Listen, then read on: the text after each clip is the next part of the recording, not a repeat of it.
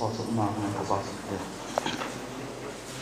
đông xuyên na happy na dim cái việc của cái bado pa cái thiên tu ni thiêm cái chân anh ngô là thau pin anh đi lom đi tắc mấy nang mam na cái pol khom ading adik abik tắc mấy apate ni khu te program cái sim te ho tak takin lei mat saka nang ma cho hin la te ka sa khomu ka ngai thawa nang ma thu te ho a pang te patin ka ngai thawa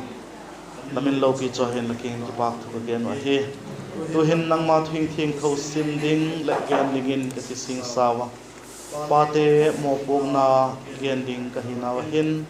kami malmal chi tu kapoi modan dum ji chi to nang man e hodim pia nu te adinga hanglai te adinga ahilo le pa te adinga dik tak mai kapoi mo te ho e he thim sak dingin lapan pina kalal pa tu tak mai jesu minin laking ka hung dan wa hi amen Efesa bung na Bible sang sau deu khat bak sim hitino Efesa bung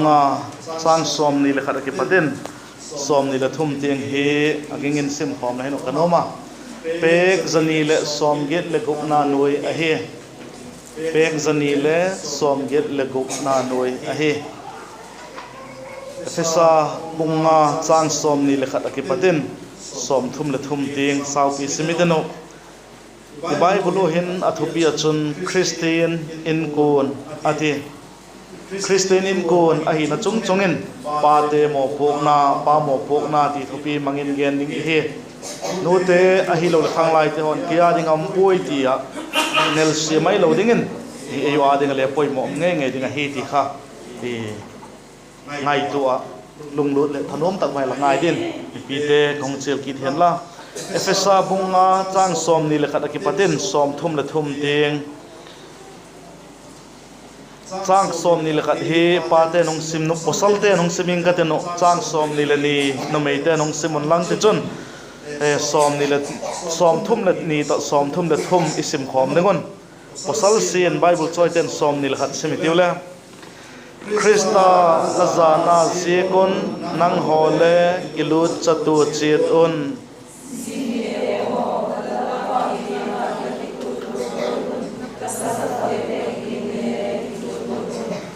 Krista chu ama taksa ako chumte hukdam pale aluchangu ahi golman pasal chu azi adinga luchang ahingala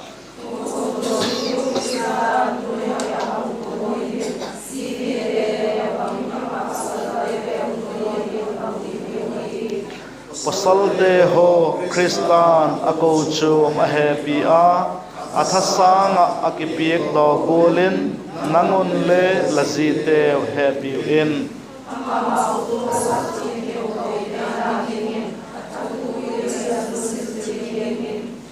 ako chum chu mel hemna beile thiang tho taka ama adinga mel phale gun taka a theina ding on akipum bi tangala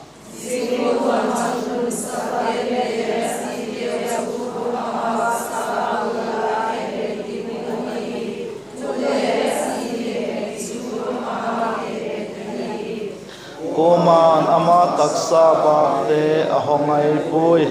Kristan ako chum adut golin aman le achomin adut ting ahi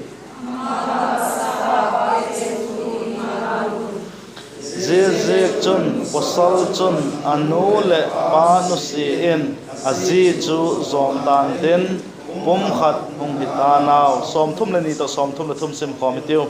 Zihi thukuk lo pi tak chu ahi ahin Krista le ko chu akikal te kinna kamat ahi bang hitale dalako ko hizing leu chin le nangma utaki happy kul takon lazi teu le happy chedon chule ji chun le apostle chu ataka ki cha ta hen the bible sang sim thak naw se them phedin pan chanding cheton mari som pek tan la ka gen ta sa gulen ging lo te ho la ka gen ding ka hi lo zekin panaran itidiama pa mai mai te ho itidiama ho mo pok na hilovin Christian king tu Christian in sunga pa te mo pok na he hung focus deu ding ti chung ha gen deu ding ka hi je khen khatte ho chun pa khen khatte ho chun izo sau le hitamai thin tin hi jing le poi mo hi je ken poi mo hi je ken gen ding I hi wa ngai khok le no ti hi avela vela ki chiang na hi pa mo po na ki ti bangol te nga poi mo hi empty he na ding a chun pathianin ala thil siam te ho ki pata he thei ding in a a he pathianin thil siam a hin bang he a hi de bang takin a siam to ba van tham zol a siama zia chun khovel a hi lo le a siama zia chun gan cha te siam siam po gan cha te ho asiam masanga chun gan cha te ho a hin theina dingun tuite ho a hi lo le hampa te ho asiam masa hampa te ho asiam zo chun gan cha te ho je hampa te ho chun ne hing thei ding hi se kon gan cha gan hing te ho ong sema je van tham zo la chu khobe la chu hing thei ding mi hing an che lo hing te ho le gan cha te ho ne a hing thei ding mi hing chu ahong siam ta adam ti hiu ahong siam ta hi ti kha het mil lo ding a hi adam asiam zo chun evi ahong siam a hi je teng mai choi bak ge na hi le pa lung gel thei nu lung gel thei khang lai lung gel thei tia ding a chun o a hi na ngu ne a poi mo dan chu mo pum na thupi dan chu tia gel do thei ding khopin a oma hilele gen to ala hitin Krista ilal pa Jesu Krista hum masanga hin ilal pa Jesu Krista thi masanga hin ilal pa Jesu Krista thokin masanga hin ko chu kiti hi ala umpo ilal pa Jesu Krista thina pada thokin nunga chun ko chu ahom a he ti kha itep te dingin kadoya jebola chun hel dinga thuthung lui ma ba gen ki le hin adam masangin evi ampo adam tui taka pathin ai mut sak zo chun evi ahom ma hi ti I Bible Timothy a hi zium je tak cho evi chun ko chu te ai saka adam chun a hi le Krista et saka hi thi chu akichin ma jing a hi adamin Krista ai saka evi in ko chom te ai sak a hi ti chu emothia adam chun pa te ai saka evi chun nu te taksadan taka chun et sak ahina gen lo len le he theiling a ki a hi chi chu emothei he thei a hi tela chun in sung adinga lu chang pen in sunga vai hom pen ding chu posal a hi dan emotheia in sunga dinga lu pen lu chang pen a hi now head of the family a hi nawa amo pung now chu bang hi de paten bangai tu temo in sunga head of the family da hina atamo puna chu bang hi de tam piu mina hilele pathum be gening ka he jete hi ibol na vem la posol teo hon ji hi abol na vem tikha bangai tu leu chin pathum gening ka he khatna chon in sunga dinga lupen hina head of the family hina mo pok na masa pending chumang hem tile zol nei a hi ding a hi zol nei iti tak le zol nei te chu te hivem zol nei te chun pathiana ki patin thua dango zia thudon le ho chu mi te kengin a hil se kwa hi again se kwa hi in sum pa pen chun pa pathian ka ho lim digin zile cha te ho chu hil sek na vem pui hoi na vem in tap tak mai mun tam tak mai chun asia chu hike lo le a chi dan pen kha a channel khong dik lo thim khat chu bang hem ti le devotion ding a hi lo le in sun ki khop na vak nei ding a hi po le nu khin thak zen pol pa tang tam tak keu ma hi nuten la bol thelo hi ka ti pui hilele a hi ding dol kha ala so a hi dan kha het hiam sangai hi pasal ta hon ji chong khin thang sing se mo le a hi so e ti bol sing lovin pasal ta ho le a pan la ti dan pa no te hon le pan lai de no hil hit de no Pate hole alamol piek piek nute ala piek piek jing chate bang piek jing yum tak le tunin ki ngai to thagiten head of the family lahina insung pa pe lahina lamo puna masapen chu zone lahinga he zone te chun pathen ke gen tho dango je thu don de ho chu mi te king again se ko je chun aki pui se ko he ti kha head mil lo ke ding a he mon hen khat chu Pate ho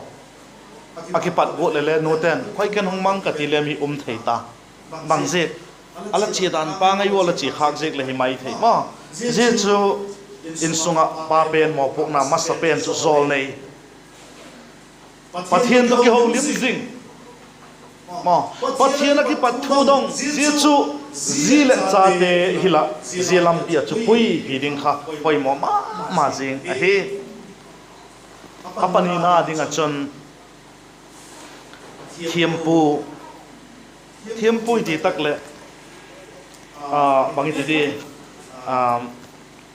azi achate adinga pau chap jingmi head of the family lahi na lamo po na pani na chu pau chap mi lahi ding a hi la pau chap tam ding a hi ina a hi pate in khen khat mun khen khat hi ka ena pate sangin nute apau chap tam zo ase ka ti poi aphama mai ki pak bi ma mal hi nute pate bang je ka pau chap lo mo puna de het mil khang je ko de i mo puna de het mil khang ko la tunin gel dok ta ide no pau chap tam pau chap jing mi zile cha de ading Zimana chun ko chom te ading ahilo le nam pia ding igam sunga ding beng sunga ding a pau chap mi hi ding kha poi mo ma jing a hi pa te eigam chi dan he bangala chi chi kha ka hi dem ka he po unaw thado pau tholam ten chu a bol tawa ei vai phe mi hi chobol kim nai bek lo khat chu banghem tile men society kiti ei vai phe la kai chu ki henai bek lo men society de ki khop ni tak ti bang le ne yo ma chu ewa chu no mei pol ki khop ni o ma pa pol no mei pa pol posal de ki khop na ti nai loi chu pa te ni ko in yoi adang bang in e pa te adin posal lam ta ne chu ma khang lai te ti lan mei le posal le om tho ma posal lam te hi pa te hin lung igel tha ko poi mo ma singin ka ngai to he men society te ki khop ni a hi ti ho ane yo mi dang ten ayun ki nei nai lo a hi zile cha te adinga dot pik pau cha pik mi hi ding chu mo pok na apani na hi ti het mi lo ding a hi apa thum na ding a chon ba hi de in sunga pa te head of the family hi na mo po na head hi na ba apoi mo pathum na chupang hi de mi ti le leng gi ti tak le vai home pe na ke chule lu jing ning ti na hi lo hi ma leng gi ti tak le vai home happy na to vai home hi ding kha poi mo ma jing hi vai home ben hi un na se ka hi lovin pat hin in ei god na se ka vai home hi ding kha poi mo ma jing hi ti head mil loading a hi in so ka thu ei vai home ti kei ni nan ti jing pen khai lovin pat hin in kei se in so nga hi le ni vai home ni ei god hi na se ken happy na to si le cha de chung vai home hi ding kha poi mo ma jing a hi on maslam khan ning kom maslam kham ka ta poi ka gen khata pa iti tak le pa ki di pen he min a hi lo da igeno hi na iti di mai lo source a hi dan igeno ma pa iti tak lol ma jing poi ma jing gen pung kalam chu ga gen ko dik pu le iti tak le in sunga head of the family la hi na imo pung na lamo pung na chu vai hom ding happy na to vai hom ding tina hi si ten le pil mama in pol thei mama in he mama leu le pa te to ki thu lo vai hom ki ti chun lam jang tak thei lo hi dan lam le gen to man gen to hi ti ase ka ti pui hilele pa te amo puk nau kha i het min lo ding hi je zol ni hi ding chem pu hi ding le leng hi ding hi Abraham in phatat chan ala zui bukima je zui bukim je ga chon Sarah in kalalpa ala ti thei kha hi kalalpa ti kha tan pa gen mai tolowin le hi na apostle kha in sunga le pai hom pa la hi na kha amat dik dik kalalpa ala ti hi ti kha het mil lo ding a hi ken khan den Sarah in apostle Abraham chu kalalpa di zen thai chu thopi sak kasain lalpa Jesu Krista gel bola gela lalpa Jesu Krista go bola gona golin ala gelo dik lo hi je kha dik lo hi Abraham in suma head of the family hina zone hina thiam ko hina lenga hina phata cha se pukim thei zekin Sarah in lenga hina zeka khan lenga hina se putin zeka khan Abraham chu Sarah in kalalpa ala ti hi ti kha het min loading a hi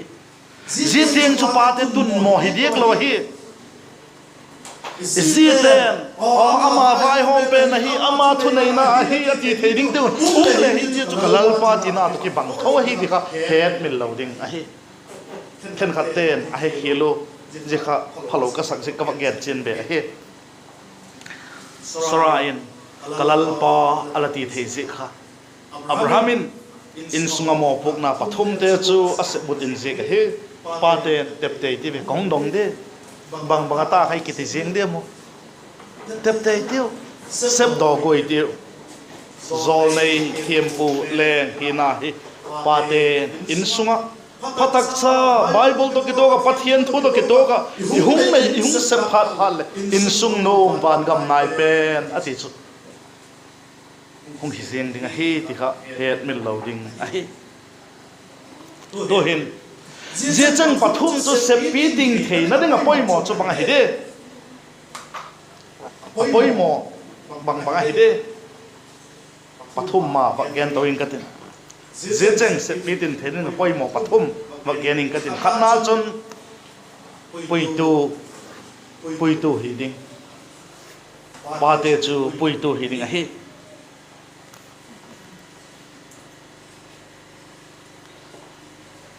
Christian in sung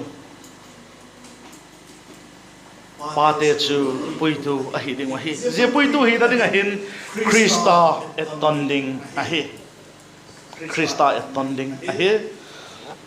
je pui tu hi theidan na mo pok na masapen chu bang hi de mi te hi le je hi pui tu ding te ho chun a pui ding te ho to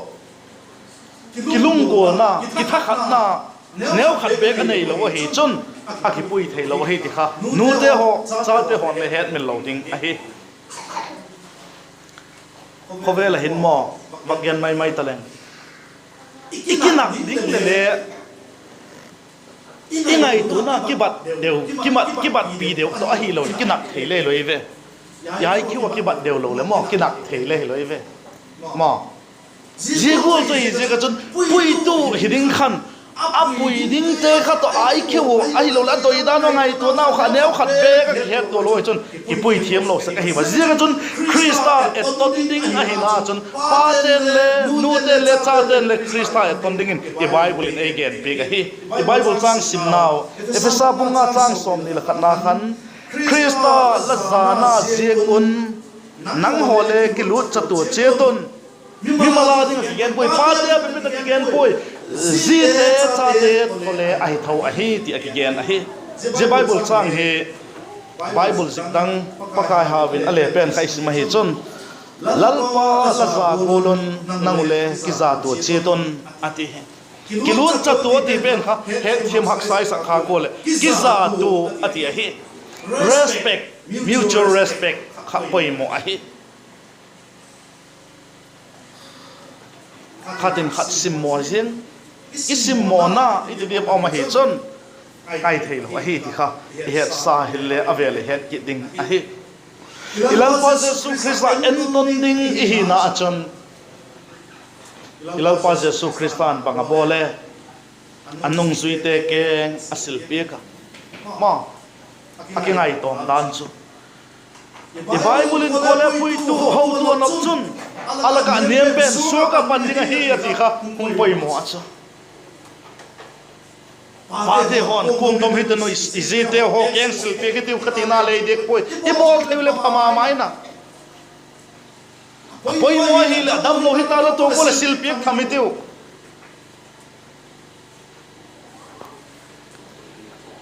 ahin la pui tu hina dinga chon ilal pa jesu christa tona kingai niam na kingai to na to pui ding ye chu pa te mo pum na poi mo ma jing kit khat chu hi ti het men lo ding a hi pui tu hina pui tu ding hina mo pum na se khak lo ding lo la khak lo ala dan tam vi tak mai bible hin mu ding a pakhat pani wa gen le hin khovel pumpi leise chung hi bang je ka ku je ka han se lo hem ti kha ngai to lew chen ku je kha gul je ati ti demo ahi lo le evi je ka hi ti demo le ye bible ei gen a hi genesis bong thum chang guk na khai samai le again a hi gulin athema thempa hi athep zo evi a hi evin alowa aneta theiga nek lo dinga ti chu alowa aneta je theiga chu evin adam a pe adamin le aneta athep khale hilo avalo le hilo piega hi se ka anek anepa kha adam je ka chon khovel po pi leichung pumpi han slo in ala a he genesis bung thum chang na chon again a he mo ngai to temo pui tu hile ama na lo ding ai chu nek ding a hile a pui tu hina sem pi ding zo ala hile theiga khaman lovin tin asi a pi ding dol ta he aman lo azin alowa azin api anek tak jiga khan khovel pumpi chu han sodongin a ta a hi tunin lei taksa jingin lewak ngai toi ti ve pui tu hina lam kalam vela khun ka het auma zala ka hin le chumi thovin tin ken ka het chat lo jikin pui tu hina pa sanga nu apan zok je ka ading dok le mi umina hilele achem den ile hin ading dok ki zo da lo in god bangza them gen ding a hi ngai toi tiu pa te hon pui tu ihina adang magen zom na lai le hin bible patin abraham to sara chan chen wa gen le hin Abraham chun Sarah to Abraham chun pathian thutiam anga ko pathian thutiam anga jinglai go chun Abraham chu pui tu hi jinglain Sarah chun ahung pui ta bangtin a puye kum la upata sala nei lo pathian in kitep na ala siam chule gui tung jeng lo walom chu ngak zo talovin ngak zo lo chu ko ha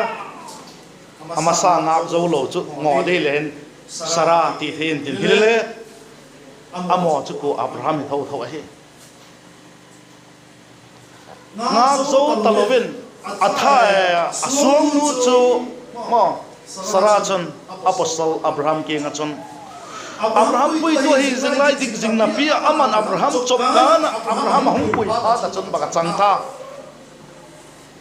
asuk nu chu azi dinga cha nei pi dingin asol ta Abraham le ji chu amanga cha ahung nei ta Ismail ahung piang ta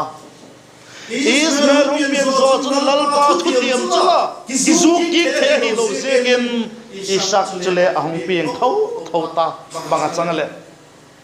anu ma ani nei hi ziang anok sakda no chu ti Bible ki zeka mo Sarah la lungel pil talo athiam ama gel bola la bola ama chapa Isaac sang au pazodin au ding la umta no ma sama ma zengo akhan ko chuan mo ma ti sim to le mo lo hi ba le Bible mo boina tu ni na boina ko ji chu chula bang je khale apui to dingin pui lova apui lo ding zogen apui je apui lo ta pui le pa chun zo le hina he ki se pitin hen lang le hina thiam mo hina phatak ta se muting jing ile mo ki pui sak lo ding ai chama lal pa thutiam chunga zo ding ala hi nga zo lovin ala umta banga chango e athua masa ha ko he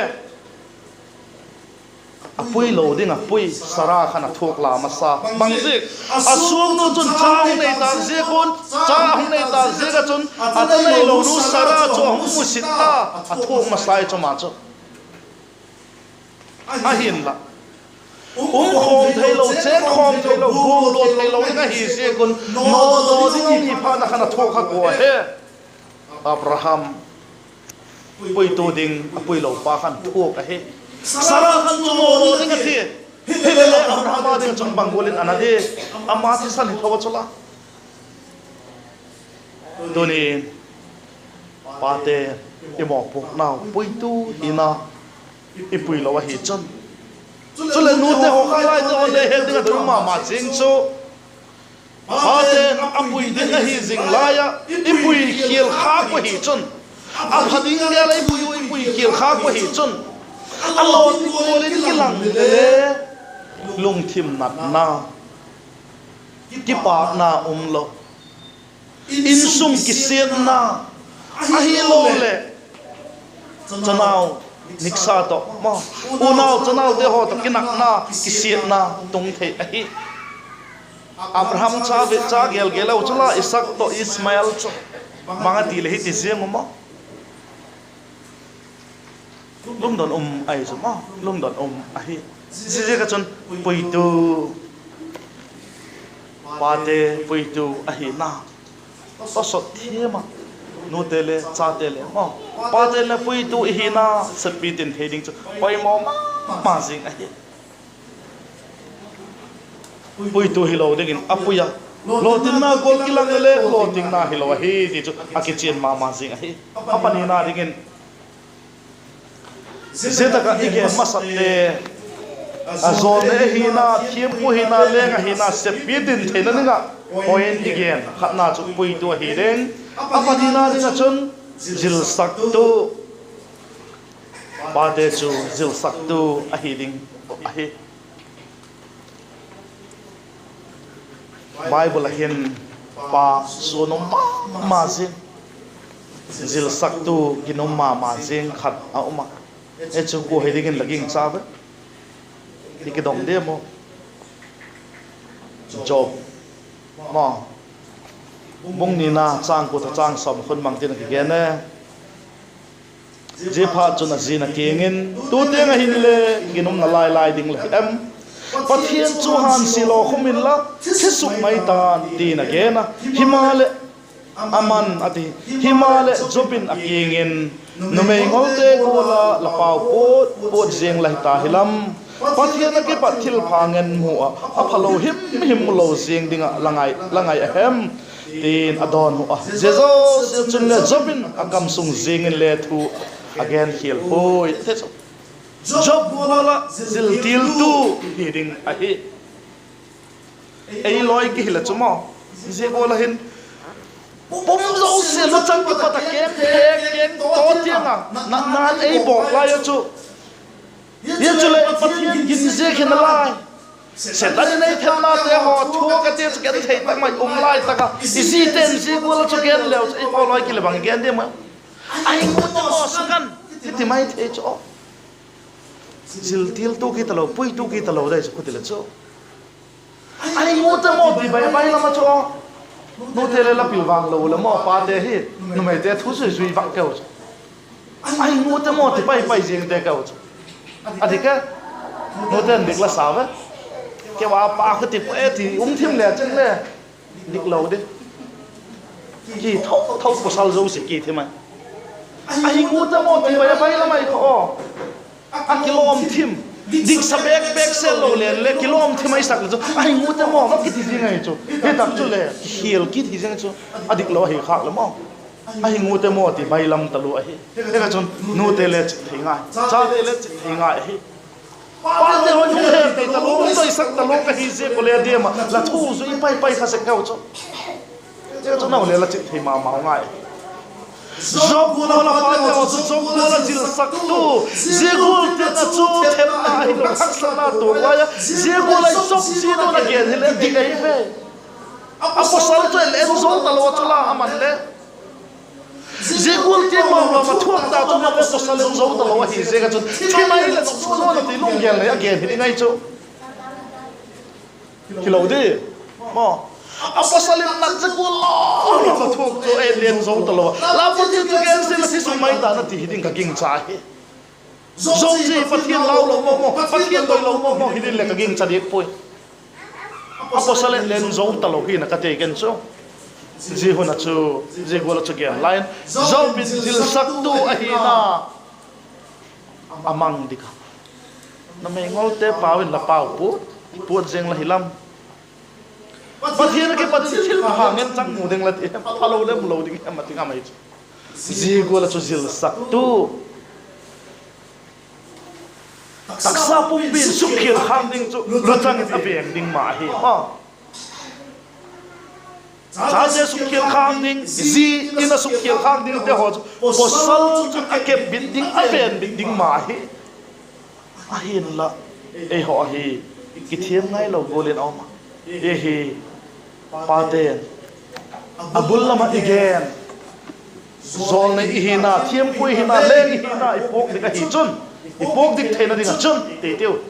je he jel saktu la hina ka hina ki het mil lo ding pathum na ding chun je pathum te again te kha se pi tin thena ding chun appoint thumna appoint khatna chun poi tu he ding appoint ni na chun jel saktu e ding appoint thumna ding chun zil cha te happy ding je poi mo ma jing a he yeta se pi tin thena ding chun zil cha happy ding je poi mo ma jing a he efesa te bu ma na isim naw khan chang som ni lenga pat khan som ni le get chan kha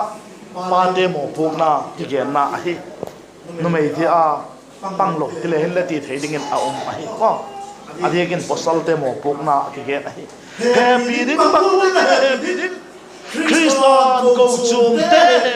happy ding a ti hi la chu Christian go chum te bang gul te gen happy em mo so se ni le pon se le chet o bin cross kai ka din thiam lo chang go chum te sang me sa ta mai kai ka o min thi tengin homin a happy a he je gola chun pate zite chate happy ding zile chate happy ding ti bible in azil sakai bible sim leo chin pathian in angai khok te avel vel again sakai e chun zite happy ding thu hi chang som ni le nga khan le alagena je atop dalam som ni som ni le git lam hin le alagen kit na lai ai chu som thum le na hin le alagen kit na lai ji te happy ding thui pathin in angai khok te wa avel in again sa hi ti kha het mil loading ai chang som thum le thum nan le alagen mo bang het le lalako ko hi zing leo chin le jutaka lalako atia hi adeka pa te again na hi mo ko hi zing leo chin le nang mau la ke happy golun la ji te le happy che don chule ji chun le apostle chu atakin ki chata hen ki cha ati pen kha amel hoi po pakai how bible le pen kha ismail za ati hi atakin za ta hen ati chu apostle chu atakin alem lem akilom loma mi temu a za ataka chu za lo ti mi thamai chu ji gu chu bol ki una ti nai chu za ati hi kha poi mo ma jing a hi abang chui tale lam chule lu thia hi kha gen go po pa te happy phot le hen ei za na ven tiu ma happy le kilet sak deu deu me le cho lam khana ven tiu hile le khudi zo jing je dek dingin koi lo le ma e kha poi mo ma jing a hi ti ka het min lo ding a hi pathiri na ngai hok te vela velin again ji te happy ding cha vela velin ang gen su a hi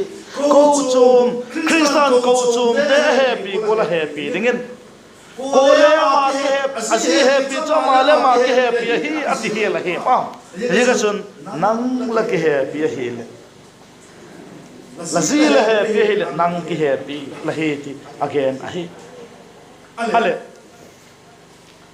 paten head of the family hi na mo pok na pathum again je mo pok na pathum te chu zol nei heading thiem ko heading leng heading again ta je pathum sa pitin thailan ne ka chon pui tu heading jil sak tu heading chule zile cha te happy ding ti again zile cha te happy na chu bang ti suk lat de ka happy zing ka le thole o kong lung se kong happy e iluk ta le kong lung se kong happy e ti mai khai e je mai khai lo ding a hi pa te he ding a do ma point bang za them bang gen su kin line ka tiang tam bi gen ut kai le chom cha cha kong gen a hi langa kha ma mun la happy na chu bang te het sak de bang ti kilat sak de khat na chun ngai dam thei ding a hi nu me hin hi hial baya hiu tingka hi hial baya hilale posal chun ngai dam thei ding a hi christian ei ho apel ei ngai dama apela veli nei ngai dama ka te chu nisin ilona te ho le ei ngai dama ma ji go do chun ji te ho na ji na su khiam na le pa te ho chun ngai dam thei angai hi lai dam thei chun ei happy hi ti chu he thei de a hiwa hi ngai dam thei lo pol ki tam a hi ei mi te chu ngai dam hak sa sa pol ki tam a hi je khale ti zen thei de ki hi je chu dik lo ding a hi ngai dam thei dik da hi lo ven amin sian ding te ngole ven ding mo pa te hon ji te ho chu inai dam thei bi lo ding amin sian ding ning le ven ding chule a thiang thau ding te ngale kep ding hi hiu i kha het min lo ding a hi tonin pa te tom thimo tom thim dik pung ka ve ki kim thim thau mai the nu ten le o a hi e ti a la postal teu tes la bol lo de wa hi tes ngai poi ma ei lung sa tak tak de o ei ngai dam thei tak tak de o ti ho vela tes bol ngai poi ka gen tak sa gol kha postal de hi mo thep bai eden hona pat khai ta mo thep bai hi na chu nek loading ti le kin e pai jing ei bak pi kun ji gol chai jing tes dai teu abang chui tale sukhiel sekla hi je gon sukhiel lo ham go on la posal de le asukhiel ta kun le mo ji te na sukhiel kha ta kun le ngai dam theding cha poi mo ma je ka he ngai dam thei iti tak le pa ten he ding no ten le cha ten le he ding ka doi ma seng chu sukhiel hi ti chu he bang ma gen ke lo amau le ket min lo paten la suk kilo khasula lo kha ngai dam tilo ka hi ken azole pate ho la suk kilo na again je ngai dam lo ti na hi dek lo hi สุขเขียนล้ำเกลมีเทเสกันสุขเขียนข้าเกนนักไงพนเทเจ้าตัวเกนละตัวเลยง่ายดำปุ้ยที่ขัดละหักดึงมาเห็นเราไงดำอันนกเจ้าก็เกนรอเลยเทดิงไงที่ขัดแฮนเป็นเราดิงไงป้าเจ้าวันนี้สุขเขียนน่าเป็นครับเกนเราไอ้ที่สักเราเลยให้เราเห็นหน้าเนี่ยที่เอาตัวตุ่มบวยเป็นขัดดิเราให้กันที่ไหนจ้าอาคุตีตักเล่ไงดำหักสักไงจ้าที่เขียวก็ฮีที่เขียวตักเลยโอ้เจ้าก็ละบอลเขียวเตะละติไงดำขับไปละไม่จ้า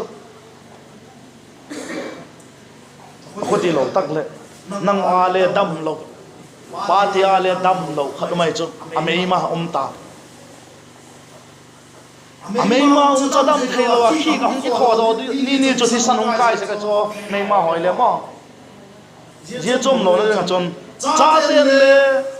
นูเต้นเลยฮีเขียวฮักฮีเฮตาฮีเลยอีพอสรุปเลยเฮตเราเลยโอ้เจ้าบอลขัดกะลามันเจ้าบอลมันกะลาบอลขัดฮีเขียวก็ฮีเตะกับบอลเขียวเตะที่เหลวจนมั้ง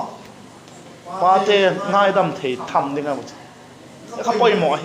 เฮจูนูเตลำซาเตลำหมอพวกนักกรรมการทักเห็นละป้าเต้ฮีก็เกณฑ์นุ่มง่ายดำเทยังไง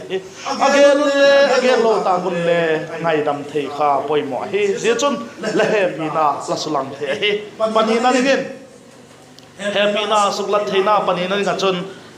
ง่ายทักดิ้งเฮวง่ายทักดิ้งป้าทำไมจีเดหงลิลาโมง่ายไปโลสุ่มทำปีเปียกไงที่เหล็กกิโลมเช่นมั้งสิเตโฮลิไม่ไงมันจุเปียกดิ้งที่เหล็กกิโลมเขาก็ง่ายไปลงมีทำไมกันเลยก็เหตุตรงไกลเลยอะไรคนที่ทีมกันที่เลยตุลาจนเนี้ยคนเสียมั้งปันกะลาทิ้งกันกันง่ายที่นั่งกับบอลสนะนบสเปกลมตั้งเลยกะที่กะที่บอลใกล้สนะกันไงคนเลี้ยไอ้พัชมเบกเซตจุเลยให้สามโลไอ้ฟังเกนุนนั่นนั่นไอ้ฟังไงเปียกไงเลยลุงดำไงเปียกก็เห็นเลยลุงที่มันนายจะเมาจ้าไอ้ข้าป้าเต้นเหตุเทียมมาเดี๋ยวมันก็โดยไอ้เกนขลักขัดเบคเลยก่อนมันลุงนั่นจริงเฮล่าเฮโลนั่นเลยไงทักเปียกห้ามดึงไอ้กติขมาไอ้ข้าไปหมดไอ้ก่อนมันเชียนดิ้งเจียงไอ้เกนูไอ้ปุ๋ยลุดกูตัวเฮโลนักเลยเอาเลี้ยงน่าข้างไงทักเปียกไปดิ้งไอ้kasih dia juga bol dia dia lim layu nang hung le la hunga ma nang hung ma hunga anu la nai to na de ho anu pa so se san nam de nu si hunga nang ke na hunga ai to na a ke do no te na san la ngai thak pi pe lo le chu ama wa de na chu bang chu pi nak lai de mo adi ti ding le hin no te hil se khan tenที่ล้อมได้เห็นละมั้งบางจุดที่เราบอกยินดีงูที่เลยเห็นอังเมลเสร็จแล้วเดี๋ยวมันแค่พวกพวกกี่พวกลุงแกรู้ไงพวกเขาจุดอันเย็นรู้ไงถามปิดเลนมาเสียสาวมั้งง่ายไทยง่ายทับไปป่วยหมอมาสิไงทุกอย่างเนาะไอ้ไงถักปีกไปเห็นนุ่มเอ๋จกิปากูไอ้ลงเสียไอ้เฮปี้ที่ป้อมเทียเหี่ยวข้าปาเตนเฮ็ดมันเหลาดิ้งไอ้ชุดเลยเจ้าจะหิ้งลายะนูตำตักไม่จูนูจะให้จูหาเกนเหลาก็กูที่เล็กเกนข้าเจ้าไอ้เกนปาเตไอ้เกนจะที่ตั้งปานเกนเราตาปาไอ้เกนนูต่อใจเกนเราเลยเทลอยตีกูเลยคงเกนกินเลยพอสัลเตนดูตัวอีตะกะบางแห่งขัดบอลไล่ตะกะอาจจะลำตกใส่จุฮิเกยลูขัดบางเกียนห้ามกูไงทักสักห้ามกูเดี๋ยวเขาเลยจีนเราเทเลยจะพามาดิ้งด่านใจจุดมอพอสัลขัดเด่นทัวเกียนก็ไงน่าจนทุกจันให้อเกนนะมันไม่ได้จะa box inจิตจะทำมาพอสัลที่อาจก็เดี๋ยวอะไรเขาจดยังconcentration เพียงงานเราครับเพียงที่หลังครับบวยปีเทลที่หลังด้านว่านั่งกูลขัดกี่เราประเทศนั้นอาเซียนด้านน่ะนั่งกูลเราก็เหี้ยว่าพอสัลที่นั่งกูลก็เหี้ยเราหน้าขัดหงเงินเลยนั่งจุดละห้างสนุกนู่นละป้าละสูปีเตวนู่นเสียนแก้วละหงเบลงามูแก้วหัวฮี chol kal khat ding nei ko le chu le hum zo lo mai the ke ko adike dik thim dai kho apoi mo he lai le ka mel se lo de ni het thim ning ma sum ko ma ti o ko mo wa the apoi mo le mo chu po ben ti o ko ti le hi sam lo khada chu ei pui tangon thakat hum pi zo kom na ve mo ta ging cha bek poi thakat takum khom jeng de chu le lama chu ho lama chu ka ti le he goi mo pa ten le no ten le Zegul cho ki he ekazon ki bang lo ngai tu na ki bang lo patin ei siam nan chum deu gel uma hi ti kha he te no i posal ten lung lo thang mai bang hem khat abol la yo asep la yo phachom lo ding khata pa holim kha pa gen kha ei nai kha ki ko la sasading ti na lai ti kha la ki he tu la sa si ma sang la gel lo mai khano ading le dam doi kha ti ki ding da nei chu poi mo hi je khale abang chi tale ngai thak piek pe kha pa te i mo pu na he ti kha het min lo ding hi apathum na ding chun hun piek ding again lo se cho ki bang thi ma bang nai neu cha cha ki bang lo ma hi o lo hi ki bang lo deu deu hi hun piek ding hun atam thei pen mat bi ding hi na sem hung tung tun phat phat le ama rum choma ei rum choma ring khale dik lo hi hun mat bi ding common room mo kitchen mo ka ha pui khoi tak mo khom tam hun mat khom pi tam kha poi mo ma jing a hi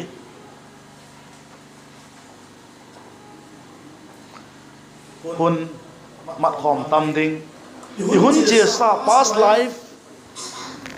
ala ki ngai i hi le ki ngai lai hun te bang le gen do pi mo gen do sak ai lo le en le gen do hun ho le a kha poi mo ma hi a khut ye hi le mo ei lung se ei happy ti come on accept my a hi adi ki mo no te adi nai cho adi poi te a cho dik mo poi le ti vela dik ding a hi posal ten hunung mat tam piu hen la ki ngai la ya le kha thot lai hi le ji le kha thot la hong zik kha ti vel gen do pi le chno bo he adum lut lo de ma lung lut dai hun mat tam pi kha poi mo ma jing he je chu nei hi happy now he thei ding a hi wa he ba ne ga chu chom nam nam hong gen tang ke pan pi ding a hi ban pi ding ka ti phat le ei gam mi te chon dan chu adik lo kha chu ji te pat pi chu mizoram te cho thiam ta wa ei mi te chu ki thiam nai lo ji te pat pi chu thai ne lo ki ti chu thai ne lo chu bang gen na ha ei pau thiam ta ko yam de mo thai ne lo ki ti chu ki hil chen sak lo bangai dem je hi mizoram te chon banggen sung ka trang rural kan ni he ati ma in pun pang khom ka heu ati kilo ma zengai in sung na sep ding zo she khunu mai te sep ding hi ti khoi takina ki ji ka christian in sung hi again ma is sermon oi thupi christian in sung hi i bible hi sung na zo se nu mai te ma hi ti khoi takin lam bu ken mu khanai lo ka hi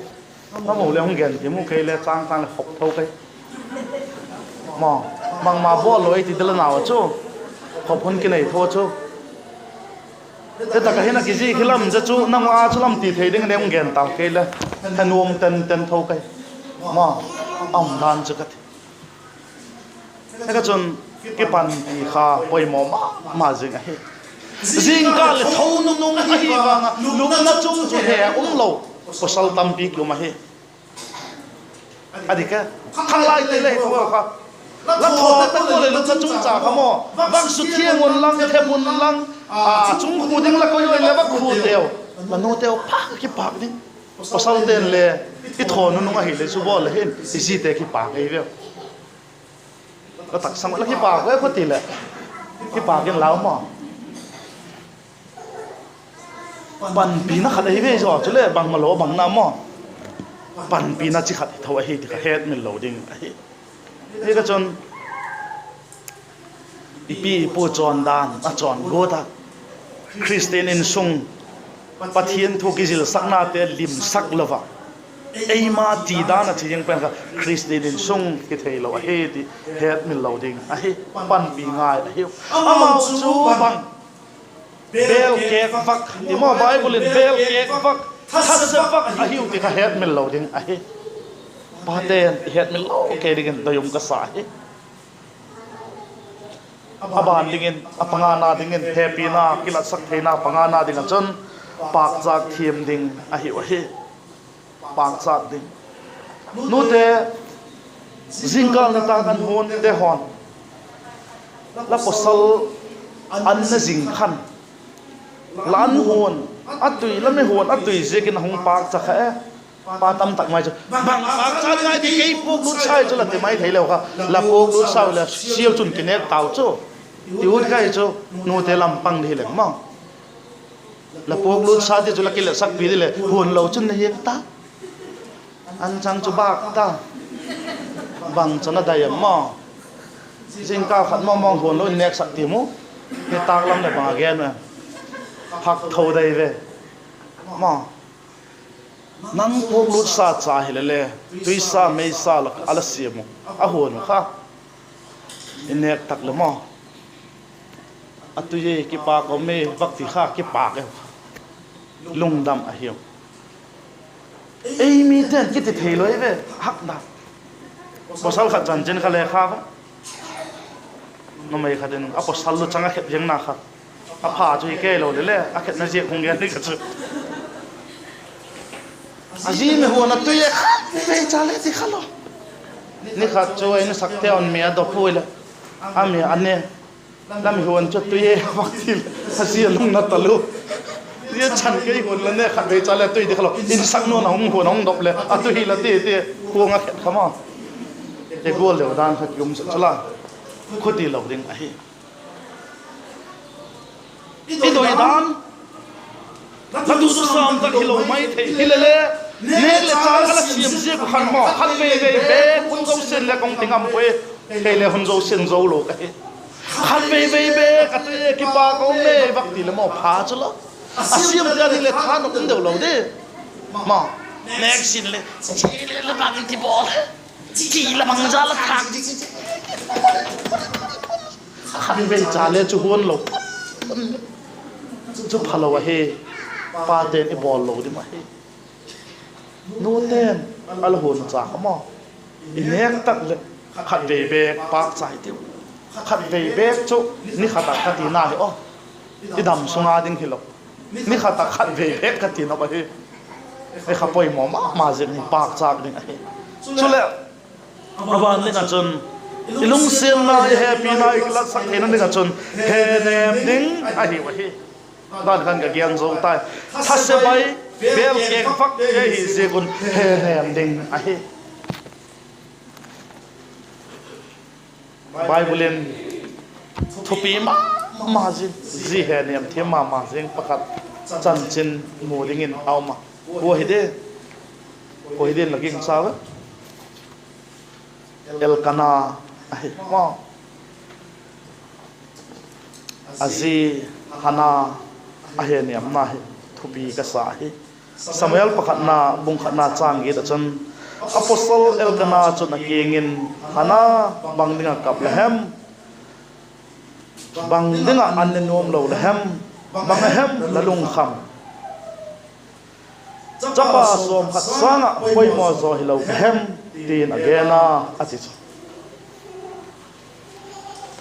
takahi hana lungimma maze sanei talaba lung khamma ma zenga lungai ma zenga om laya apostle chun lungai pi zeng loi cho lungai pi zeng be gelo asi lungai chu hok lo lungai be da nga atang ba hol be loi chu ziding dang ba hol be loi Elkana hin mo nang nei the lo la hi le hoy atang an nei the hol loi Elkana ba he again Posal ta so khatsa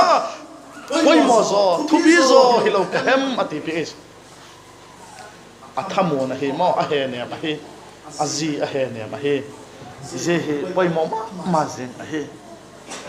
dang lo sang a hi lo le bang hem ti hu na he ne poi mo ma je a hi ti kha het mil lo ding a hi pasagina atop na ring achun dot ding a hi wa hi dam the na lam sil le chen a hi le dot ding a poi mo ma je ma hi zia chui ki don na dinga chun le apoi mo ma he em ti kha he thiam pi ngai ma jing hi masalai khan le ka gen ta azi bang ma chok pe khalo khat ve bek van ki chok pe khe ati azi dong se lovin azin ken to ha zin pun chen nei lo aman dukan a chi keng to va chok la ji ki pak se lo bang se bu sen lo nei a hi zekin apoi mo tu pon chen ai chu he phalo a hi ze khan ma eka chun don ding idot tak le amau doi da amau poi mo amau mo bang he em ti kha he dei ding a hi ze chun ilung se di he thei a he ti he min lo ding a hi tonin pa te ka oi mo pu nu te le koi mo pu cha te le koi mo a hin la christian in sunga e mo pu na hu ma he a je kin pa te mo pu na tampi igen tampi den la zo sau hi na hilele koi mo isa igen he zui thak tiu bol zel tiu a bol le den bol thang pan tiu kisik koi tiu pa pe chu chang in sunga lu chang hi na head of the family hi na je chu zol ni hi ding thiam ku hi ding le hi ding zol ni hi na chun pathian to ki ho sing pathian ki pat thui don dia kha in sung pui tu hi ding thiampu zil cha tia dinga dot pi pau cha mi le in sunga vai hom alal pe hina jeda se piting then nga chut pui tu hi ding chole zil sak tu hi ding chole zil cha he pi ding again happy ka hi kam happy hi te kilak theina again bang te bol de point sagi se ka gena ngai dam thei ding ngai thak pe ding pun pi ding pan pi ding pak chak thiam ding henem ding dot ding pasagi gena ete hi a hi the hi chon pa te sem thakitiu a sem ten le sem zom zel tiu a sem thena lo ten le tuni patin zui thakitiu father's day na e ma to tham chu ngai thena ding step khat back pa ten mo step khat back zui tiu pan lai tiu ti he ikichil na hi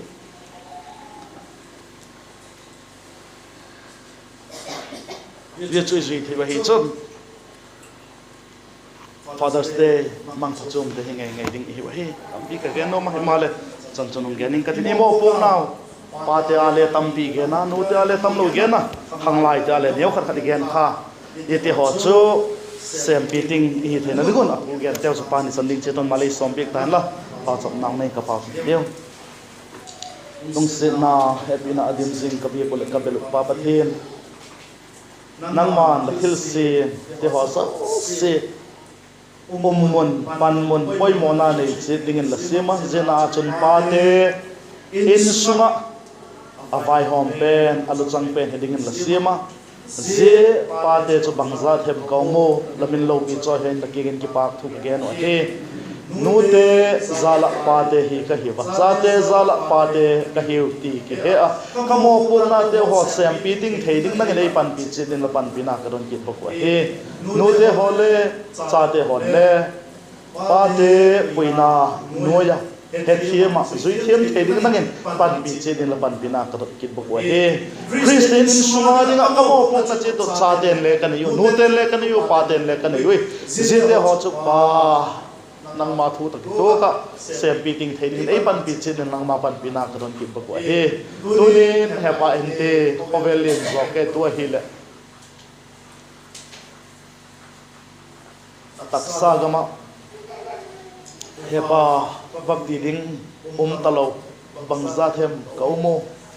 jete hozo se chule nang ma van pathen ka pau la he ti ke he thiam saka lungmona thamona pade lungmona la thamona nang ma pathen ka don ki ba ko he chule tuni tianga he pa tia fakko theina lai te hozo sen le pa te ho alul da amo pok naw a hi lo le za dinga vai home pen dinga pa pathen nang man la se ma hi dan te ho he dok thaga thungai thei dingin langin zite cha te ho le pan pidin la pat bina ka don kit boko he le happy a lakin ki pak bugen komin zo cheng chudayen kalal pa dai tak mai jesu minin lakin ka hong don he amen chan chun mang ke ki pa ke